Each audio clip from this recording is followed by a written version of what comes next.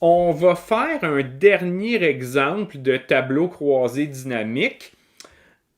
Et premièrement, je vais donner un nom à cette feuille-là. On va l'appeler tableau Mediafilm plus tomatometer. Moyen. Bon, comme ça. Il y a une limite à la longueur des noms qu'on donne aux feuilles de calcul. Donc, quelque chose comme ça. Je vais retourner dans mes données pour faire un troisième exemple. Donc, mes données sont sélectionnées correctement. Je fais la même manipulation que tantôt. Je vais dans l'onglet Insertion, Tableau croisé dynamique. Je lui dis de me le créer sur une nouvelle feuille de calcul. On y va comme ça. Là, on va travailler sur les années des films. Donc, les années où les films ont été lancés. Fait que, comme tout à l'heure, je prends ma colonne ou l'identifiant de ma colonne année, je l'amène dans les lignes. Fait que là, ça me fait une ligne pour chaque année où il y a des films. J'amène mon année dans valeur. Excel constate que des années, c'est des chiffres et par défaut, il me les additionne. Ce n'est pas ce que je souhaite faire. Donc, menu déroulant, paramètres des champs de valeur, comme tout à l'heure, je vais choisir nombre pour qu'il me dise combien de films de chaque année on retrouve dans la liste. J'appuie sur OK. Et là, ça m'indique que j'ai un film de 1931, un film de 1936 et ainsi de suite. Donc, mon tableau est correct. Sauf que le tableau est un petit peu long. Là.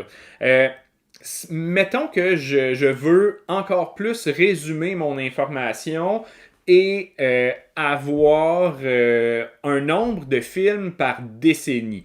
Ben, ce qu'on va faire, c'est regrouper les données de manière à créer des intervalles sur les années. Puis là, on le fait sur les années, mais on pourrait le faire sur des scores de films. Il n'y a pas vraiment d'enjeu.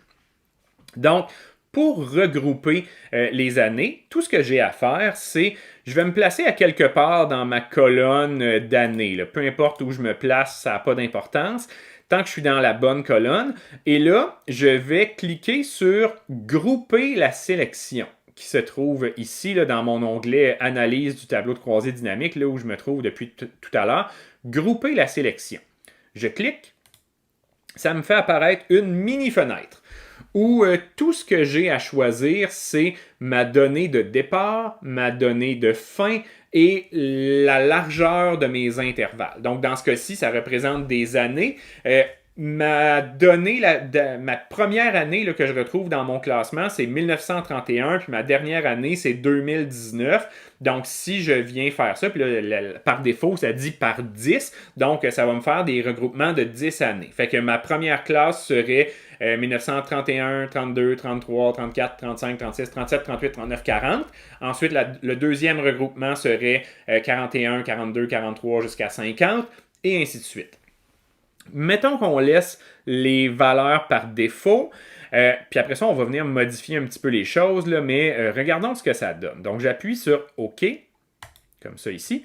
Comme prévu, ça me crée les intervalles là, que j'ai mentionnés, 1931 à 1940, 1941 à 1950, avec le nombre de films. Fait que tout ça a été regroupé instantanément et magiquement par Excel. Mais mettons que c'est pas ça que je veux comme intervalle. Que je souhaiterais plutôt avoir un intervalle pour les années 30, donc 1930 à 1939, puis après ça, 1940 à 1949. Donc vraiment un intervalle par décennie. Ben, il va falloir juste jouer dans les paramètres là, de regroupement, mais ça ne sera pas plus compliqué que ça. Donc, j'annule la manipulation que je viens de faire. Je vais refaire grouper la sélection pour choisir d'autres paramètres. En particulier, je vais venir choisir comme première année 1930. Même si j'ai pas de film de 1930, il n'y a rien qui m'empêche de mettre une autre année comme début. La fin à 2019, ça me convient parce que là, ça va faire des intervalles du genre 30 à 39, 40 à 49, 50 à 59 et en particulier 2010 à 2019. Donc tout ça, ça me convient. J'appuie sur OK. Et ça me fait mon nouveau regroupement là, avec la réorganisation que je souhaitais avoir. Donc, j'ai vraiment mon intervalle pour les années 30, mon intervalle pour les années 40 et ainsi de suite. Ça n'a pas tant changé là, que ça, là, la distribution, parce que j'ai juste décalé d'une année. Mais vous voyez là, comment on peut construire des intervalles. Si, de nouveau, j'annule tout ça et qu'on fait une autre construction d'intervalle, donc même chose que tantôt, grouper la sélection, je vais faire changement et partir ça à 1920, qui n'est pas une année qui se retrouve là, dans le classement. En fait, c'est pas une décennie qui se retrouve dans le classement. Je laisse se terminer ça à 2019, mais pour faire changement, je vais mettre des bons de 5. Ou non, faisons des bons de 5. Comme ça. Regardons ce que ça va nous donner. J'appuie sur OK. Ben là, ça vient me créer des intervalles de largeur 5. Donc, 1930, 1934, 35, 39, 45, 49, 50, 54, et ainsi de suite, avec la distribution. Ce qu'on constate, c'est qu'il n'a pas affiché 1900. Les intervalles existent, là, 1920, 1924, 1925, 1929. Là, je suis allé dans mon interface de filtrage, là, mais ils ne se retrouvent pas dans le tableau parce qu'il n'y a pas de film de ces années-là. Je reviens à mon tableau de genre qu'on a fait tout à l'heure. On a regroupé des années. Est-ce qu'on peut regrouper autre chose que des années? Comme par exemple, regrouper des genres de films. On va l'essayer. Ici, ce qu'on va faire, mais évidemment, on ne pourra pas faire des intervalles parce que on ne peut pas faire des intervalles sur des genres, mais il y a peut-être moyen de créer comme des catégories. Là, on remarque que il y a beaucoup de drames, puis après ça, il y a peu d'autres choses. Mais imaginons là, que moi, je considère que action, aventure, fantastique, puis western, c'est toute la même chose. Fait que je souhaiterais regrouper ça là, dans une même catégorie.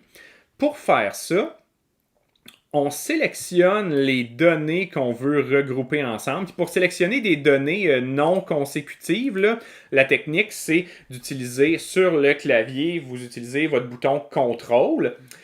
Donc, je clique sur ma première case, donc Western, j'appuie sur Contrôle, puis après ça, je vais cliquer sur les autres cases que je veux sélectionner. Donc, Fantastique, Aventure et Action. Ça permet de faire une sélection là, de cases qui ne sont pas les unes à côté des autres. Je vais essayer de grouper la sélection et on va regarder ce que ça nous donne. Grouper la sélection.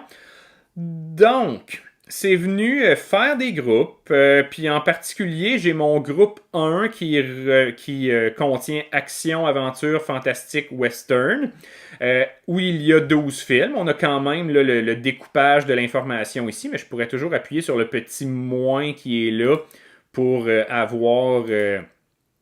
pour éliminer un petit peu là, de contenu dans mon tableau, là, alléger la représentation visuelle de mon tableau. Donc, ça m'a créé un groupe 1 que je peux renommer, là, parce que groupe 1, ça ne veut pas dire grand-chose. Donc, disons action et similaire.